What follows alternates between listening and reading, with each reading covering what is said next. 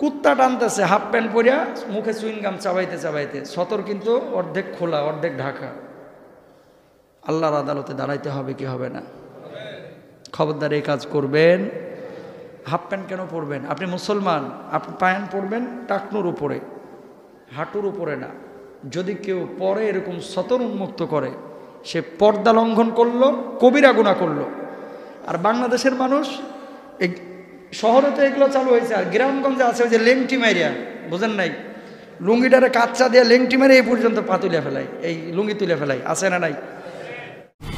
আজকাল আক্ষেপের বিষয় আমরা দেখি যে আমাদের অনেক তরুণ ভাইয়েরা, অনেক কিশোর ভাইয়েরা তারা লুঙ্গি পরতে চান না, তারা লুঙ্গি মোটেই পরতে চান না। তারা এই থ্রি কোয়ার্টার, হাফ প্যান্ট ইত্যাদি এগুলো পরে থাকেন। এগুলো পরে তারা নিজেদেরকে স্মার্ট মনে করেন, তারা নিজেদেরকে আধুনিক মনে করেন।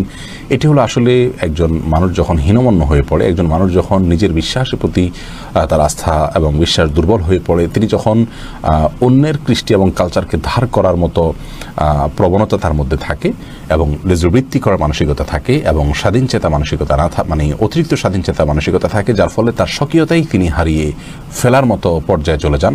এরকম মানসিকতার কারণে কিন্তু এগুলো হয়ে থাকে। অতএব এই কালচারগুলো আমাদের জন্য কোনো ভালো কোনো কালচার নয়। আল্লাহ তাআলা আমাদেরকে বোঝার তৌফিক দান করুন। তো খোলাসা কথা হলো যে হাঁটু যদি ঢাকা পড়ে তাহলে সেটা পরা জায়েজ আছে, তবে যদি এ ধরনের পোশাক সচরাচর ফাসেক ফাজের এবং যাদের মধ্যে আল্লাহ ভীরুতা নাই, এই টাইপের মানুষদের আপনার অভ্যাস হয়ে থাকে, কালচার হয়ে থাকে, তাহলে এটাকে বর্জন করা উচিত।